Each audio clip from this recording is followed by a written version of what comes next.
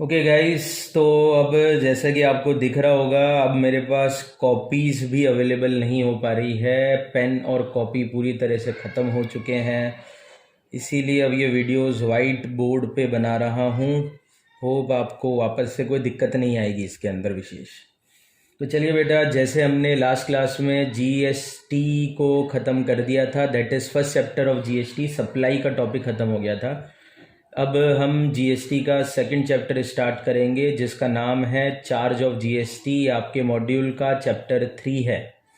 तो चैप्टर 2 हमने पहले कर लिया था, that is known as supply under GST, और अब हमारा सेकंड चैप्टर यानी थर्ड चैप्टर चालू हो रहा है, चार्ज अंडर जीएसटी। अब अगर आपको ध्यान हो तो पिछले चैप्टर में मात्र हमने सीजीएसटी एक्ट 2017 के 2 सेक्शन पढ़े थे, सेक्शन 7 और सेक्शन 8। मतलब कि हमने पिछले पूरे चैप्टर में मात्र ये सीखा कि सप्लाई क्या होता है, कंपोजिट सप्लाई क्या होता है, मिक्स सप्लाई क्या होता है, और ये सब सिचुएशन हमने बेसिकली सीखी और ज़्यादा कुछ उसमें सीख नहीं पाया हम। तो अब आगे हम बढ़ते हैं चार्ज ऑफ जीएसटी। अब सबसे पहले इस चैप्टर की शुरुआत में मैं आपको 2-3 चीज़ें क्लियर करूंगा जो मैं पहले भी बता चुका हूँ, वापस से आपको बताता हूँ। जैसे कि आपको पता है कि जो जीएसटी है वो सप्लाई पे लगता है, और सप्लाई को ब्रॉडली डिवाइड किया जाता है 2 कैटेगरी में। एक को कहते हैं इंट्रा स्टेट सप्लाई और एक को कहते हैं इंटर स्टेट सप्लाई। तो आप सभी को पता है कि there are 2 type of supply, intra and inter.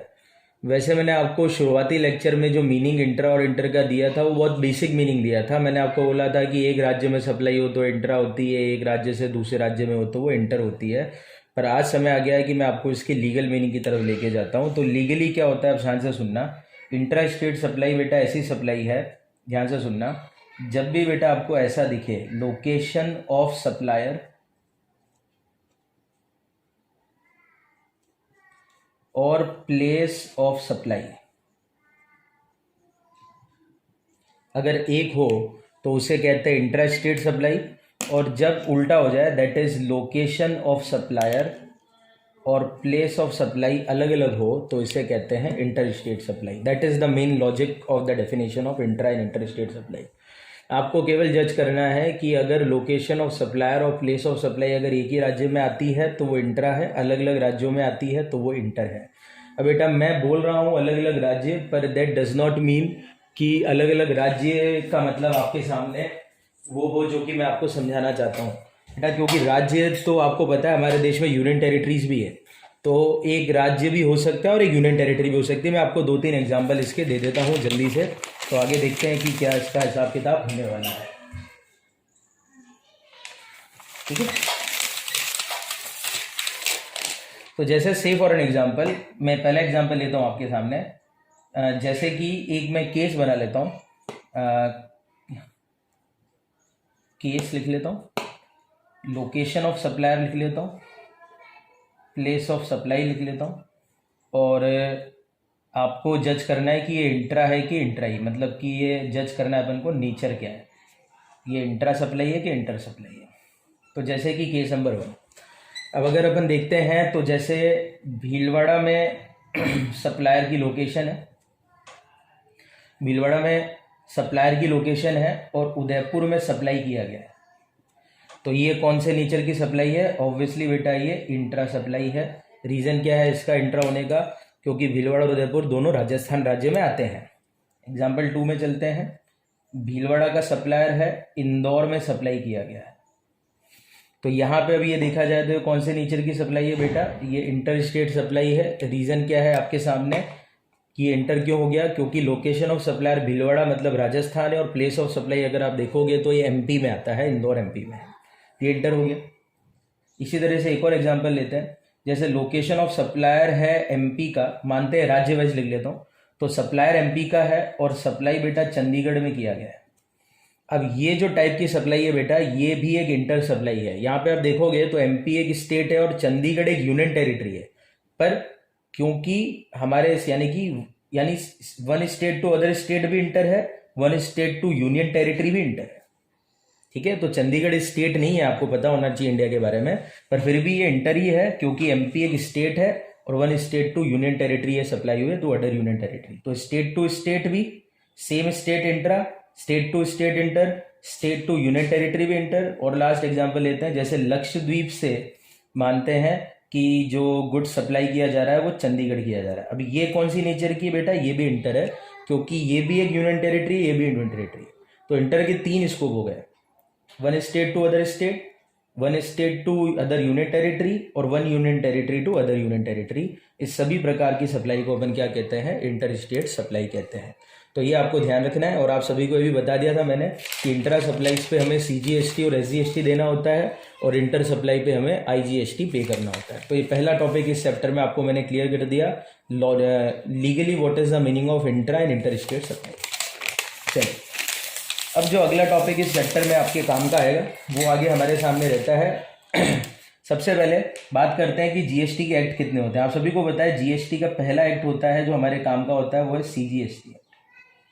तो सबसे पहला एक्ट आपको पता है ये लागू होता है CGST एक्ट 2017। तो मैं आज आपको बता देता हूँ CGST एक्ट कहाँ पे एप्लीकेबल है। तो बेटा CGST act is applicable on whole India including Jammu and Kashmir. तो जो CGST एक्ट 2017 है उसकी एप्लीकेबिलिटी कहाँ पर है, यानी कि जितने भी एक्ट है ना उसकी मैं एप्लीकेबिलिटी अब आपको समझा देता हूँ। जो CGST एक्ट 2017 है it is applicable on whole India including Jammu and Kashmir. Whole India including Jammu and Kashmir. मैं फोकस इंक्लूडिंग जम्मू कश्मीर में इसलिए बोल रहा हूँ क्योंकि बहुत सारे एक्ट आपको पता है जम्मू कश्मीर में नहीं लगते हैं, पर अभी तो आपको पता ही आर्टिकल 370 हट चुका है, तो इस कारण से तो अभी बहुत सारे चेंजेस हो जाएंगे। पर अभी तक हमारे मॉड्यूल में जो लिखा है वो ये लैंग्वेज है, CGST act is applicable on whole India including Jammu Kashmir. मतलब कि आर्टिकल 370 हटने के बाद भी CGST एक्ट लागू होगा जम्मू कश्मीर में, और पहले भी होता था CGST एक्ट यानी कि GST जम्मू कश्मीर में लगता था, कोई फर्क नहीं था, इंक्लूडिंग जम्मू कश्मीर। ठीक है, इसके बाद बेटा मैं B पॉइंट क्लियर कर देना चाहता हूँ, इंडिया का मतलब क्या है। अब आप सभी को पता होना चाहिए, मैंने बोला CGST एक्ट लागू होता है पूरे इंडिया में। अब इंडिया का मीनिंग आप सभी को पता होगा, इंडिया का मीनिंग होता है अब कोई आपसे मीनिंग पूछे, लीगली मीनिंग तो मैं आपको बताता ही हूँ, पर इंडिया का मतलब आपकी नज़र में जो है वो नहीं है। मतलब हमारी नज़र में इंडिया क्या होता है, ये दुनिया एक दुल्हन, दुल्हन के माथे की बिंदिया, ये मेरा इंडिया। पर ये वाला इंडिया लॉ में नहीं चलने वाला बेटा। लॉ के लिए इंडिया का मीनिंग क्या होता है वो सेक्शन 256 में दिया गया है। तो सेक्शन 256 हमें बताता है कि CGST एक्ट 2017 के अंदर इंडिया का मीनिंग क्या होने वाला है। तो इंडिया का मीनिंग सेक्शन 256 के अकॉर्डिंग क्या है, तो ये कहते हैं इंडिया इंक्लूड मतलब आते ही आपको पता होना चाहिए, ये दायरा बताते हैं। इंडिया का नॉर्मल मीनिंग जो सब समझते हैं वो तो है ही है, पर ये कहते हैं इंडिया इंक्लूड, सबसे पहला पॉइंट इट्स टेरिटरी। टेरिटरी मतलब सरहदें तक जो आपको पता है वो तो इंडिया ही है। Number 2 territorial water.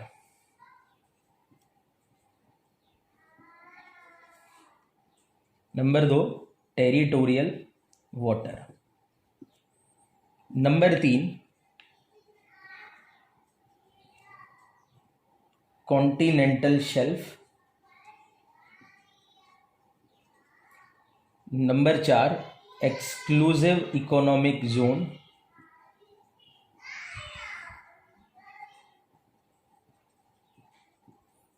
और नंबर 5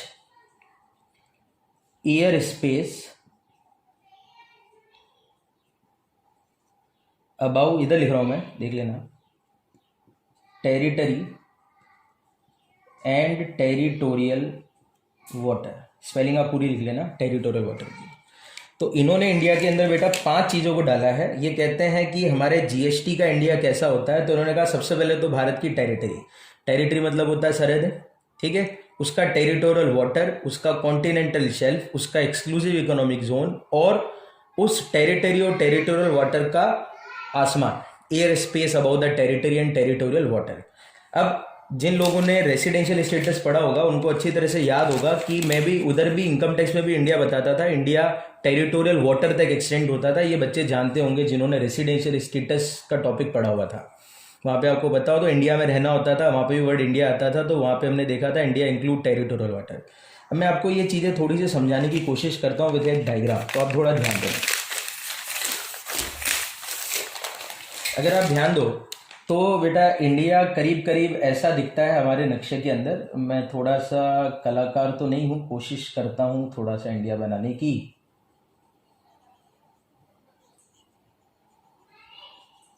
जैसा बना है बहुत बढ़िया है। ये गुजरात आ गया हमारे मोदी जी का, और बाकी हमारा इंडिया है। ठीक है, तो अब टेक्निकली क्या होता है कि भारत जो हमको दिखता है वो ऐसा है नक्शे के हिसाब से। बेटा ये तो इंडिया है ही है, ये तो हो गया टेरिटरी। जितना भी आपको नक्शे वाला इंडिया दिखे वो तो टेरिटरी है। पर क्या होता है बेटा, भारत की टेरिटरी के बाहर बहुत सारा समुद्र है, बहुत सारा बड़ा समुद्र है। उस समुद्र में भी हमारा कुछ पावर है एक्सट्रैक्शन का। आपको पता होना चाहिए सारे के सारे क्रूड ऑयल मिनरल्स वगैरह समुद्र से एक्सट्रैक्ट किए जाते हैं। तो समुद्र में भी भारत की सरहदें फैली हुई है। वो जो समुद्री सरहदें हैं उन्हीं को अपन टेरिटोरियल वाटर कहते हैं। अब ये क्या कहते हैं, टेरिटोरियल वाटर बेटा होता है जितने भी ये, जैसे ये समुद्र है यहाँ पर सब एरिया मानते हैं अपन, तो टेरिटोरियल वाटर होता है बेस लाइन से 12 नॉटिकल माइल की दूरी तक। एनएम मतलब नॉटिकल माइल। तो बेस लाइन से 12 नॉटिकल माइल तक की दूरी पे जो एरिया होता है उसे हम कहते हैं टेरिटोरियल वाटर। इसी से आगे और जाते हैं तो बेस लाइन से 24 नॉटिकल माइल तक की दूरी में जो एरिया होता है उसे हम कहते हैं कॉन्टिनेंटल शेल्फ। और इसी तरह से बेस लाइन से 200 नॉटिकल माइल तक की दूरी का जो एरिया होता है इसे हम कहते हैं हमारा एक्सक्लूसिव इकोनॉमिक जोन। तो टेक्निकली बेटा इंडिया ये तो है, ये जो आपको दिख रहा है पूरा का पूरा एरिया, ये टेरिटोरियल वाटर वाला एरिया भी इंडिया है, ये वाला एरिया भी इंडिया है, और यहाँ तक कि एक्सक्लूसिव इकोनॉमिक जोन तक भी जो पानी है वो सब हमारा क्या है, इंडिया है। एक्सक्लूसिव इकोनॉमिक जोन के बाद का जो भी समुद्र होता है उसे हम हाई सीज कहेंगे, वो आउट ऑफ इंडिया का पार्ट माना जाता है। तो ये सब एरिया इंडिया है, यानी कि इस पूरी जगह पे कहीं से भी आप सप्लाई करो, यहाँ से भी आप सप्लाई करो, यहाँ से भी करो, यहाँ से भी करो, वॉट एवर द जगह आप यहाँ से भी सप्लाईज करोगे टेरिटोरियल वाटर से तो भी सीजीएसटी एक्ट लागू होगा, क्योंकि सीजीएसटी एक्ट लागू होता है whole India including Jammu and Kashmir. और यहाँ तक कि इसका जो एयर स्पेस होता है टेरिटरी का, टेरिटोरियल वाटर का जो ऊपर का आसमान है वो भी इंडिया में आता है। तो ये सीजीएसटी एक्ट 2017 का इंडिया है। तो हमारा जीएसटी का इंडिया क्या होता है वो मैंने आपको समझा दिया, अच्छी तरह से आप याद रखेंगे। तो कोई भी आपसे बोले कि जैसे एक क्वेश्चन बन सकता है कि एक पर्सन है जो कह रहा है कि मैं सप्लाई कर रहा हूँ टेरिटोरियल वाटर से जो कि सरहदों के बाहर है, तो मुझे तो जीएसटी देना ही नहीं पड़ेगा क्योंकि मैं तो सप्लाई टेरिटोरियल वाटर से कर रहा हूं। तो आपका जवाब क्या होगा, नहीं तुझे भी जीएसटी देना पड़ेगा क्योंकि India include territorial water as per section 256। तो इस प्रकार का क्वेश्चन बन सकता है, तो आप इसको थोड़ा सा ध्यान रखेंगे। तो सीजीएसटी एक्ट की एप्लीकेबिलिटी मैंने आपको समझा दी है। चलिए अब बेटा अगला एक्ट जो मेरे सामने आता है जीएसटी का मेन एक्ट होता है, वो क्या होता है, एसजीएसटी एक्ट। तो बेटा एसजीएसटी एक्ट 2017 कहाँ पे लागू है, तो जवाब है स्टेट में लागू है। तो ये पूरे इंडिया पे लागू नहीं होता, ये स्टेट वाइज एक्ट बनेगा। मतलब राजस्थान का एसजीएसटी एक्ट केवल राजस्थान राज्य में लागू है, एमपी का एसजीएसटी एक्ट केवल एमपी में लागू है। तो रेस्पेक्टिव स्टेट में एसजीएसटी एक्ट लागू होंगे, पूरे इंडिया का एक एक्ट नहीं है मतलब ये। और आपको मैंने पहले भी कहा था हम एसजीएसटी एक्ट का कोई provision discuss C inter level पे नहीं करेंगे। तो एसजीएसटी एक्ट 2017 जो बने होंगे वो रेस्पेक्टिव स्टेट में लागू होंगे। पर दो दिक्कत इसके अंदर उन्होंने बोली, इन्होंने बोला कि इसके अलावा मैं आपको हाथों हाथ दो चीजें, यानी कि एक और चीज समझाता हूँ बेटा। एसजीएसटी एक्ट के अलावा हमारा एक और एक्ट होता है यूजीएसटी act 2017, UTGST act, UTGST act ये भी एक्ट होता है। इसको बोलते हैं बेटा union territory goods and service tax act net 2017। तो एक और एक्ट हमारे सामने जो रहेगा वो रहेगा union territory goods and service tax act 2017। Obviously बेटा अगर ये एक्ट स्टेट के लिए बना है तो ये एक्ट बेटा कहाँ पे लागू होगा, यूनियन टेरिटरीज पे लागू होगा, क्योंकि हमारे भारत में सारे राज्य ही नहीं है, कुछ यूनियन टेरिटरी भी है। सात तो पुरानी यूनियन टेरिटरी आपको याद ही है। अभी तो रिसेंटली जम्मू कश्मीर और लद्दाख को भी शायद यूनियन टेरिटरी बना दिया गया था। मैं अभी उसकी बातें नहीं करूंगा, तो आप प्लीज मेरे को फोन कर करके वो मत बोलना कि सब जम्मू कश्मीर और लद्दाख का क्या होगा। उसके बारे में अभी जब मॉड्यूल में चेंजेस आएंगे, अपडेट आएगा तो अपन बाद में डिस्कस करेंगे। उसके अंदर स्टैच्यूटरी अमेंडमेंट आने दो पहले, ठीक है। तो अब ये कहते हैं कि एसजीएसटी एक्ट लागू होंगे स्टेट में और यूजीएसटी लागू होंगे यूनियन टेरिटरी में। दोनों एक्ट हम पढ़ने वाले नहीं है क्योंकि ये रेस्पेक्टिव स्टेट और यूनियन टेरिटरी में लागू होंगे। अब बेटा आगे की परेशानी क्या होती है, भारत में क्या है कि 2 यूनियन टेरिटरी, वैसे टोटल मिलाकर 7 यूनियन टेरिटरी है। मैं आपके लिए वो 2 4 5 बोल देता हूँ जैसे कि मेरे को याद आता है। दिल्ली है, पौंडीचेरी है, चंडीगढ़ है, लक्षद्वीप है, उसके अलावा अंडमान निकोबार है, और 2 यूनियन टेरिटरी जो भी है, मतलब 7 यूनियन टेरिटरी। आप आराम से उसको एनालाइज कर लेना, मैं बता रहा हूँ आपको। 7 यूनियन टेरिटरी है उन 7 यूनियन टेरिटरी में से बेटा 2 यूनियन टेरिटरी जो होती है उनके खुद की विधानसभा है, खुद के लेजिस्लेचर्स है। तो लफड़ा क्या होगा, वैसे यूटीजीएसटी एक्ट 7 यूनियन टेरिटरी पे लागू होना चाहिए और ये 27-29 राज्य जो भी उन पे लागू होना चाहिए, राज्य जितने भी उन पे ये लगना चाहिए, 7 यूनियन टेरिटरी पे ये लगना चाहिए। पर बेटा 7 में से 2 यूनियन टेरिटरी की खुद की विधानसभा है, उनके नाम मैं आपको बता देता हूँ। 2 यूनियन टेरिटरी जिसकी खुद की विधानसभा है उनमें एक है दिल्ली और एक है पुडुचेरी। पुडुचेरी की स्पेलिंग आपको आती होगी, देख लेना, पौंडीचेरी बोलते हो जिनको आप, तो वैसे टेक्निकली पुडुचेरी नाम हो चुका है उसका। तो 2 यूनियन टेरिटरी ऐसी है जिसकी खुद की विधानसभा है। ड्यू टू दैट बेटा, इसीलिए एसजीएसटी एक्ट ने बोला कि ये स्टेट पे भी लागू होगा और साथ ही साथ ऐसी यूनियन टेरिटरी पे भी लागू होगा जिसकी खुद की क्या है, लेजिस्लेचर है। तो एसजीएसटी एक्ट बेटा स्टेट पे भी लगता है और ऐसी यूनियन टेरिटरी पे भी लगता है जिसकी खुद की विधानसभा है। और ऐसी टोटल 2 यूनियन टेरिटरी जिसकी खुद की विधानसभा है, एक का नाम है दिल्ली और एक का नाम है पुडुचेरी। तो जब बेटा 7 में से 2 यूनियन टेरिटरी पे एसजीएसटी एक्ट ही लागू हो जाएंगे, तो इसका मतलब इस 7 में से अगर 2 ऊपर चले गए तो इसका मतलब केवल 5 ही यूनियन टेरिटरी पे आपको यूटीजीएसटी एक्ट लगने वाला है। आप 5 यूनियन टेरिटरी के नाम लिख लेना। शायद मेरे ख्याल से अब जो बच रहा है, एक है शायद लक्षद्वीप है, अंडमान निकोबार है, चंडीगढ़ है और 2 और कौन है वो देख लेना आपको जो भी है। तो 5 ऐसी यूनियन टेरिटरी जिस पे ये लगता है और 7 टोटल है जिसमें से 2 पे एसजीएसटी एक्ट ही लग जाएगा। तो ये 2 एक्ट की एप्लीकेबिलिटी हो गई और एक फाइनल एक्ट हमारे सामने होता है, वो होता है आईजीएसटी एक्ट। और बेटा आईजीएसटी एक्ट भी कहाँ पे लागू होता है, अगेन जवाब है होल इंडिया, सेम वही सीजीएसटी जैसे, including Jammu and Kashmir. Same जो सीजीएसटी एक्ट वाली एप्लीकेबिलिटी है वो इसकी भी एप्लीकेबिलिटी है। यानी कि जीएसटी के जो 4 एक्ट हमारे देश में लागू हैं, उन 4 में से 2 एक्ट ऐसे हैं जो पूरे इंडिया पे लगते हैं। एक का नाम है सीजीएसटी एक्ट 2017 और एक का नाम है आईजीएसटी एक्ट 2017।